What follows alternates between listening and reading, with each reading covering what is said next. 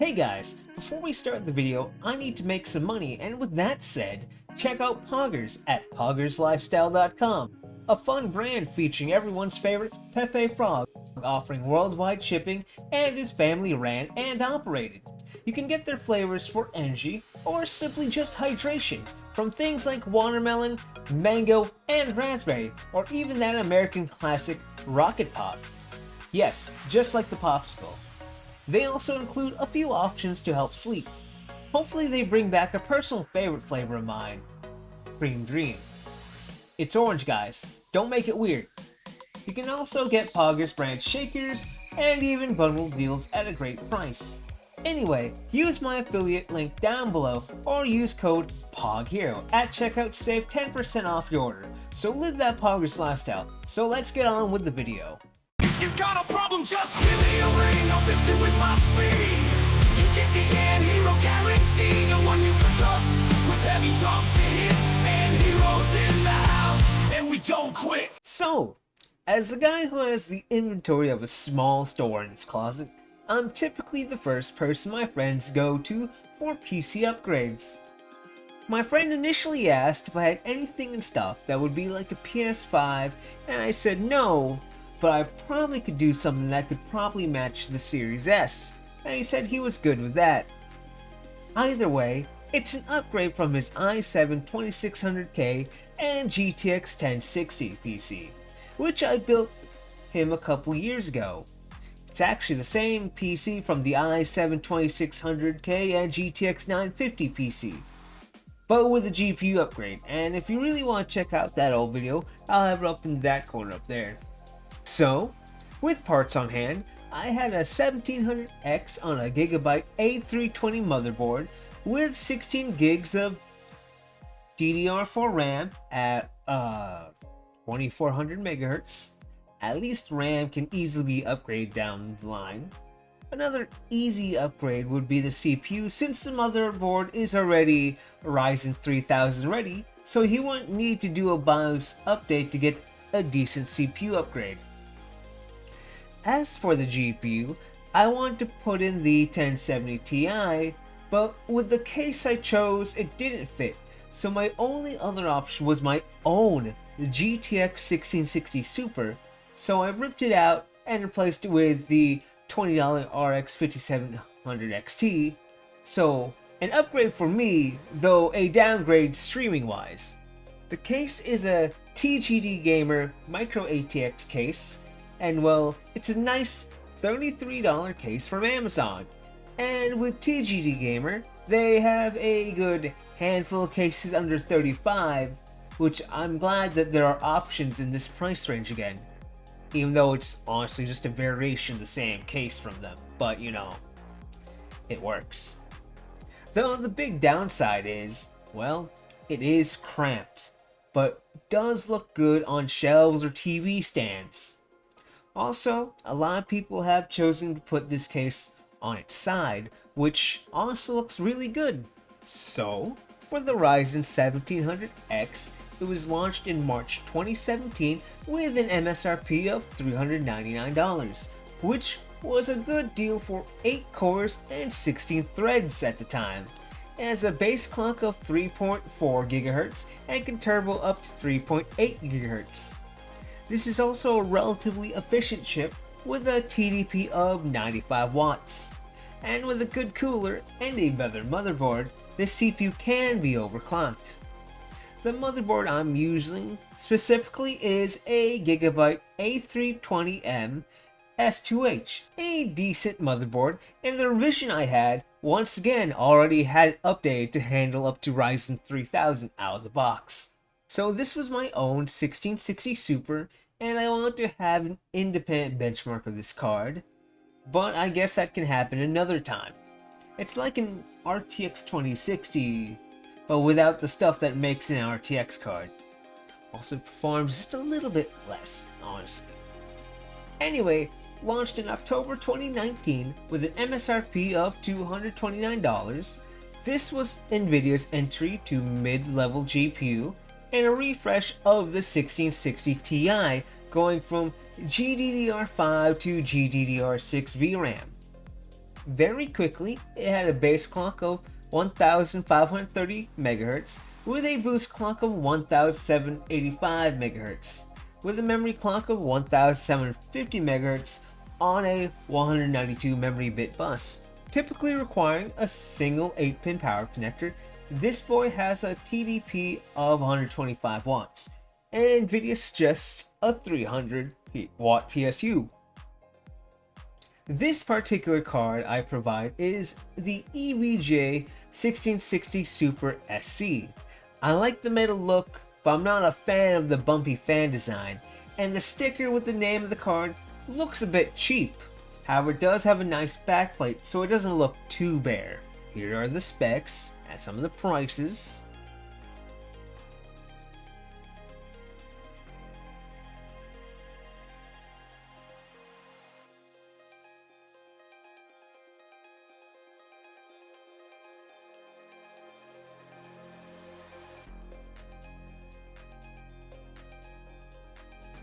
So it's a little bit over that $299.99 MSRP of an Xbox Series S, but I could have gone him less storage, used a cheaper cooler, and I cheated with RAM. And the 1700X, I bought that thing last year, so I could have gotten it for something else cheaper. I didn't need those specific case fans. Besides, he's not even paying full price. I'm only charging for the parts I didn't have on hand, which is about $150 for him. Lucky him. Anyway, real quickly, let's go over the synthetic benchmarks. For Cinebench 2024, the multi-score is 448, the single is 56, and the GP score is 3,463. Moving on to 3D Mark, Firestrike is 14,191, Time Spy with 6,118, and Steel Nomad 1,281. And real quick, PC Mark 4,906. On to the gaming benchmarks.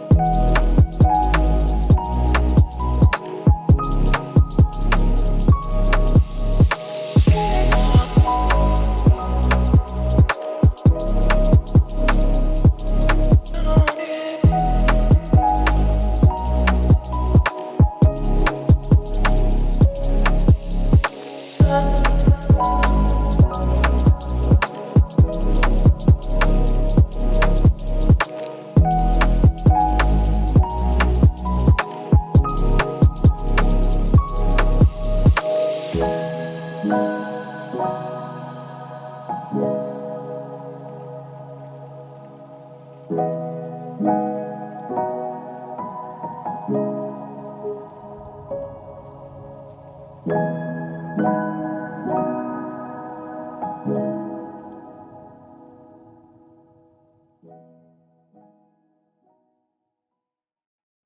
Fortnite, for the high preset, it's pretty close to a 60 FPS average, so a couple tweaks can get you some good results.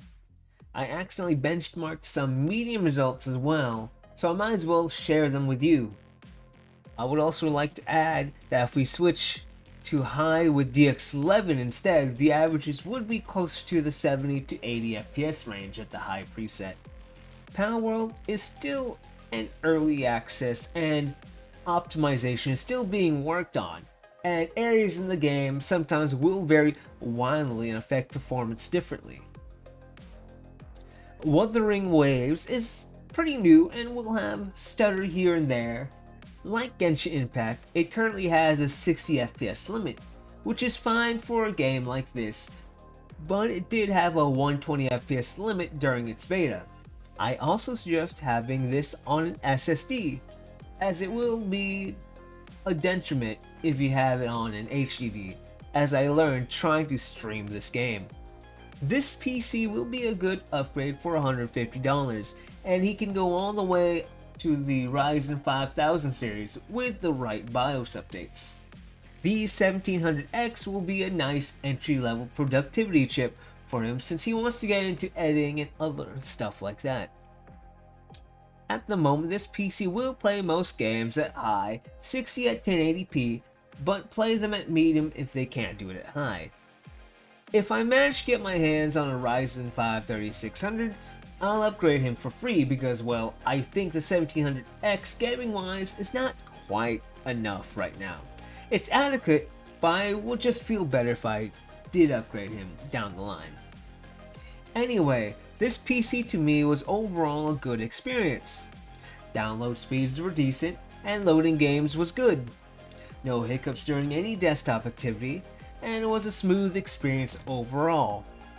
Anyway, let me know if you have used any of these parts before.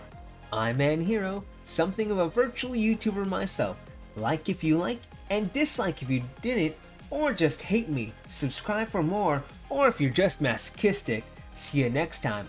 Bye bye.